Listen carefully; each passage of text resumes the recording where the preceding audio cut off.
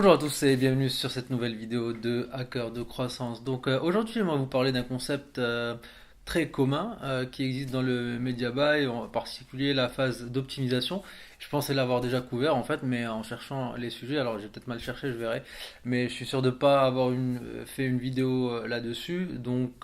Voilà, il était temps de traiter de ce sujet-là qui est donc le day parting. Premièrement, avant de commencer, on va commencer par la définition. Donc, qu'est-ce qu'on entend par day parting? Donc, c'est un terme anglais qui se compose de deux mots. C'est un mot composé.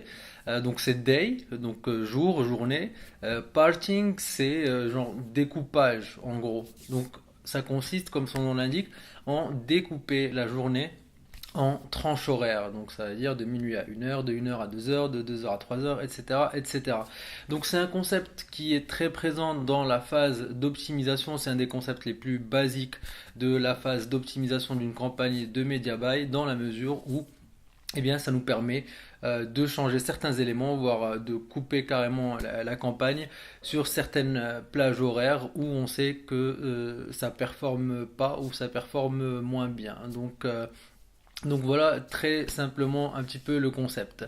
Ce qui se passe souvent, donc la plupart des gens qui vont commencer dans le media buy savent à peu près ce que c'est, ou en tout cas se découvrent ce concept assez rapidement. Le problème c'est qu'on voit quand même pas mal de gens se lancer avec comment dire, il y a plusieurs erreurs qu'on peut faire. C'est que soit on essaie de suroptimiser, donc d'inventer le day parting sans se baser sur des données, ou alors plus commun, c'est des débutants qui lancent des campagnes avec un budget quotidien trop faible. Donc dans l'idée juste, on va dire, c'est pas une mauvaise idée, mais de limiter la casse. Par exemple, vous lancez une campagne, vous mettez une limite à 100 dollars par jour, sauf que, eh bien, il se trouve que vous êtes sur une géo, sur un pays ou sur une niche ou sur une source, peu importe, qui a beaucoup plus de trafic sur votre cible.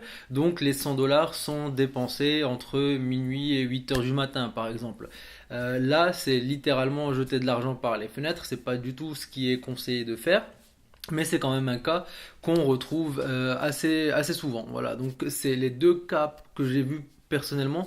C'est des personnes qui lancent en coupant d'elles-mêmes en se disant de minuit à 8 heures, il va y avoir aucune conversion, ou de 2 heures à 6 heures, il va y avoir aucune conversion, les gens sont au bureau, etc. Donc faire des assumptions, assumer que ça va être comme ça.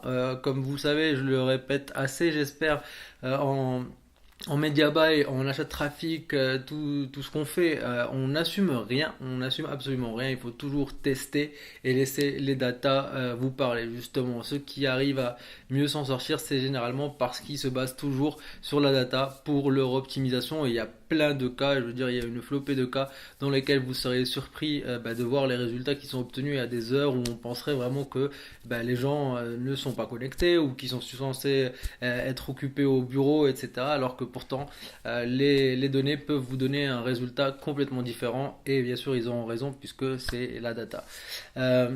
Donc voilà, le concept de base, je pense qu'il est très clair, hein. Moi, je voulais vous donner donc quelques conseils surtout sur comment bien l'utiliser et bien optimiser ce truc-là. Donc, première chose, c'est essayer de lancer vos campagnes sur des journées entières, ça c'est absolument indispensable, et voire même des semaines entières pour ensuite pouvoir faire aussi ce qu'on appelle le week parting. Donc c'est la séparation, on va dire, de la semaine par jour. Donc ça aussi c'est une des optimisations que vous pouvez faire, même si le day parting par définition va plus ou moins inclure le week parting, mais c'est deux concepts un peu similaires.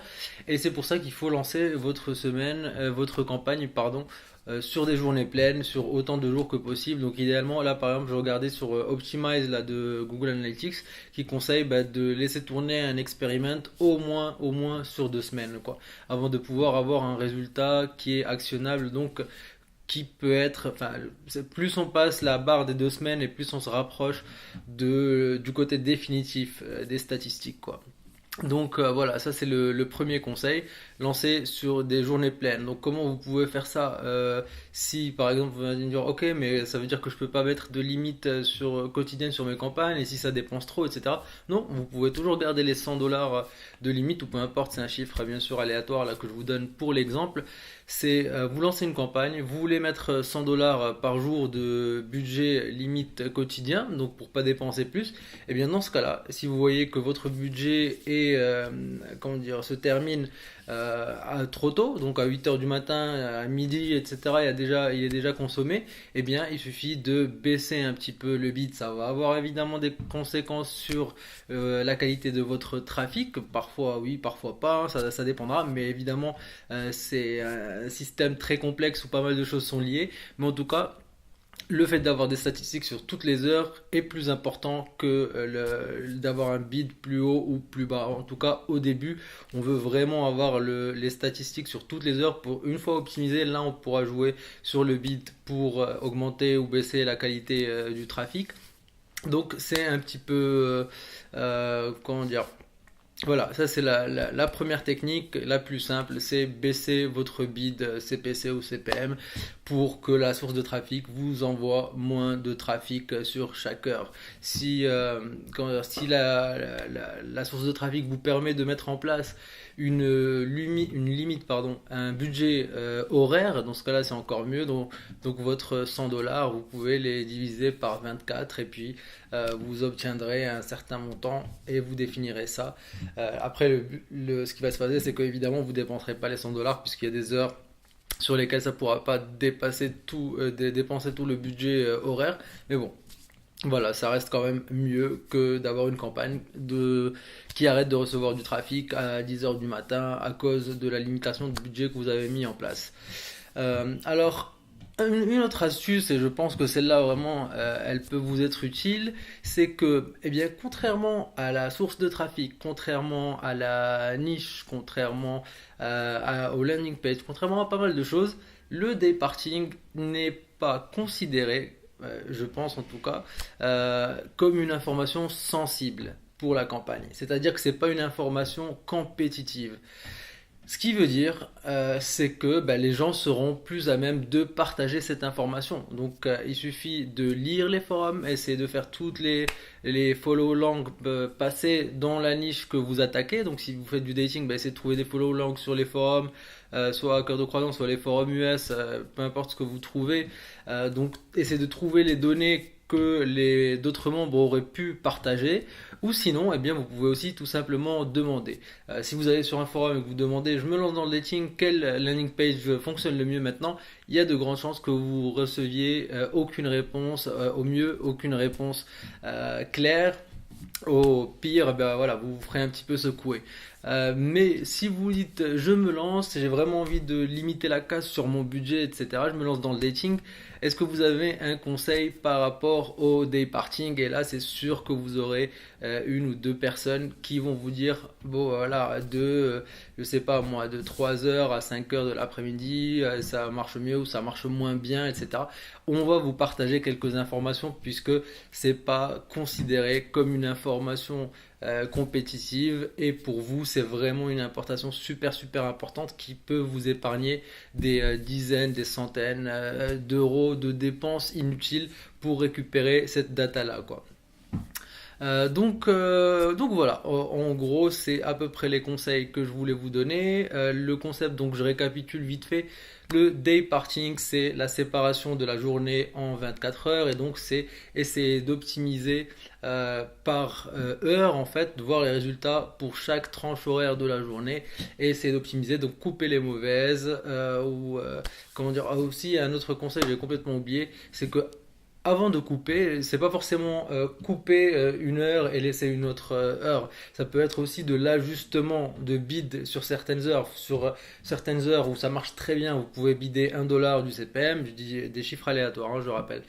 Et sur l'heure d'après, vu que vous savez via votre data que ça fonctionne moins bien, et bien sur cette tranche horaire là, vous baissez à 20 centimes du CPM. Et si la source vous envoie quand même du trafic à ce moment-là, tant mieux. Donc voilà. Malheureusement, il y a quasiment pas de sources qui permettent d'ajuster ben, les bits comme ça de façon préconfigurée. En tout cas, dans l'affiliate marketing, les sources adultes, les sources pop-up, etc. Moi, j'en ai pas vu. Euh, Ce que vous pouvez faire, eh bien, c'est tout simplement, hein, c'est ce qui fait, c'est chiant, mais c'est mettre des alarmes, tout simplement, ou avoir un assistant qui s'occupe de ça pour vous. Donc, allez manuellement changer votre bid à chaque fois. Moi, je me rappelle que je faisais ça sur Traffic Junkie. À l'époque, on avait développé un petit truc qui nous envoyait des alertes et des notifications, etc. Le moment où il fallait le faire. Donc, à ce moment-là, je connaissais pas les Zenoposters, enfin les trucs d'automatisation et tout.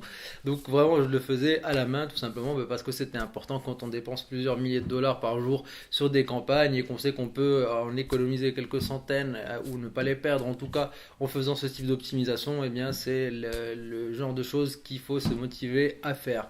Donc voilà, j'espère que ça pourra clarifier ce concept pour vous. Donc si vous êtes un peu expérimenté ou si vous avez déjà lancé pas mal de campagnes, vous devez être familier avec ce concept-là, mais c'est toujours bon un petit peu de rappeler les petites astuces.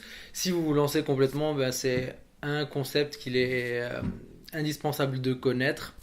Donc voilà, si vous avez des questions par rapport au dayparting ou par rapport à n'importe quoi d'ailleurs, vous pouvez commenter sur le forum si vous êtes en train de regarder sur le forum ou sur YouTube. Si vous êtes sur YouTube d'ailleurs, vous pouvez subscribe, là, c'est par là-bas je crois. Là je viens de passer les 200 abonnés, je suis trop content.